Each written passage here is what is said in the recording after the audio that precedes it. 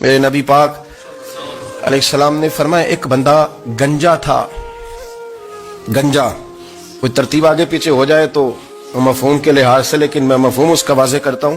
ایک گنجا تھا، کوئی شے نہیں تھی، سر پہ بال بھی نہیں تھے، رویا کرتا تھا. اللہ تعالیٰ نے فرشتے کو بھیجا، تجھے کیا چاہیے؟ تو کہنے لگا بال آ جائیں اور تھوڑا مال آ جائے. فرشتے نے ہاتھ پھیرا تو بال بھی آ گئے تو بکریاں بھی آ گئیں، لائنیں لگ گئیں، مال ہی مال ہو گیا. دوسرے کے پاس گیا، وہ کوڑا تھا. اس کو جا کے کہا کیا چاہیے؟ کہنے لگا شفا ہو جائے اور کچھ اللہ تعالیٰ آسانی کر دے. شفا بھی ہو گئی، گائیں بھی دے دی، بھینسیں بھی دے دی، مال ہی مال ہو. پھر ایک کے پاس گیا، وہ اندھا تھا، تجھے کیا چاہیے؟ اس نے کہا آنکھیں مل لیں اور کچھ ساتھ اللہ مال دے دے. اونٹ ہی اونٹ ہو گئے. جب بڑا نواز دیا تو پھر مالک نے امتحان لینے کا ارادہ کیا. یاری تیری سونا ہے پر آزمائشاں بھی تیریاں اگ. آزمائشاں تیریاں، صحیح کہہ رہا ہوں، آزمائشاں تیریاں، یاری تیری سونا ہے پر آزمائشاں تیریاں. اے سونا پرکھیا جاندائی پہلو نہ لگاں دے لگ. اللہ نے فرمایا آزمائش کرو. سب سے پہلے گنجے کے پاس آئے، اسے کہا اللہ کے رستے میں کچھ دے. کہنے لگا میرے خرچے بڑے. دیکھو تو صحیح کتنی مشکل میں وقت گزارتا ہوں، حال ہی کوئی نہیں. تو اس نے کہا میں نے تو سنا ہے تو گنجا اور بھوکا ننگا تھا. کہنے لگا میں تو جدی پشتی رہی سے آدم ہوں. تو یہ کس پاگل نے کہا ہے بھاگ جا؟ اس نے کہا اچھا جیسے تو تھا ویسے ہی ہو جائے. کھیت کھلیان اجڑ گئے، پھر سے گنجا ہو گیا. حضور علیہ السلام فرمانے لگے.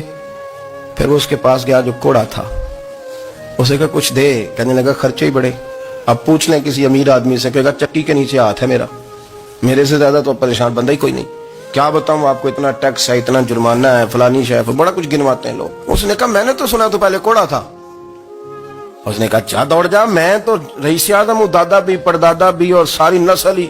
اس نے کہا اچھا جیسے تو تھا ویسے ہی ہو جائے. پھر وہ گیا اندھے کے پاس اور جا کے کہا اللہ کے نام پہ کچھ دے. تو کہنے لگا رب کے نام پہ؟ یہ کھڑے ہیں اونٹ، جتنے تیرے دل کرے لے دا. اس نے کہا کیا معنی اس بات کا؟ کہنے لگا یار تجھے کیا بتاؤں، میں تو اندھا تھا، میں نے تو کبھی دنیا دیکھی نہیں تھی. پھر اس کریم نے فضل کیا تو مجھے بڑا کچھ دکھایا. میں کیا بتاؤں، میرا دل کر رہا ہے کہہ دوں کہ پھر اس نے کعبہ دکھایا، پھر اس نے روضہ رسول دکھایا، پھر اس نے ریاض الجنہ کے سجدے دکھائے، پھر اس نے اپنے محبوب کے دروازے کی رونقیں دکھائیں. اس نے بڑا کچھ دیا، اس نے بڑا نوازا. میرے پاس تو شاید میں بدکار پرانا خادم، کسے در ملی نہ ٹوئی. واصف یار نے نظر جو کی تھی پھر واصف ہی ہوئی.